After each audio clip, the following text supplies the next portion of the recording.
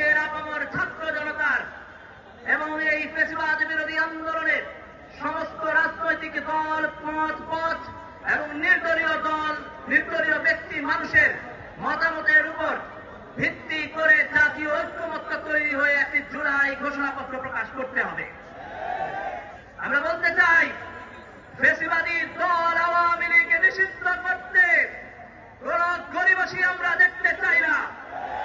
আমরা বলতে চাই, ফ্যাসিবাদী দল আওয়ামী লীগ যে গণহত্যা, লুটপাট দেশের উপরে চালিয়েছে, সেই গণহত্যা এবং লুটপাটের বিচার ছাড়া বাংলাদেশের নতুন কোন রাজনীতির সূচনা হতে পারে না।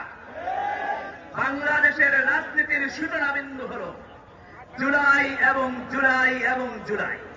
আপনারা জানেন, বাংলাদেশের মানুষে ঘৃণা করে ফ্যাসিবাদ এবং আধিপত্যবাদকে প্রত্যাখ্যান করেছে। তাই এই বাংলাদেশের হৃদয়ের স্লোগান হয়ে দাঁড়িয়েছে, দিল্লি না ঢাকা, দিল্লি না ঢাকা। এটাই বাংলাদেশের মানুষের হৃদয়ের স্লোগান। সুতরাং আধিপত্যবাদী শক্তিকে বুঝতে হবে, এই বাংলাদেশের মানুষ গোলামীকে পরিত্যক্ত করেছে। বাংলাদেশের মানুষ মাথা উঁচু করে দাঁড়িয়েছে। ন্যায্যতা, সাম্য এবং বন্ধুত্বপূর্ণ সম্পর্কের ভিত্তিতে পারস্পরিক সম্পর্ক হবে, সেই রায় বাংলাদেশের মানুষ 36শে জুলাই দিয়ে দিয়েছে।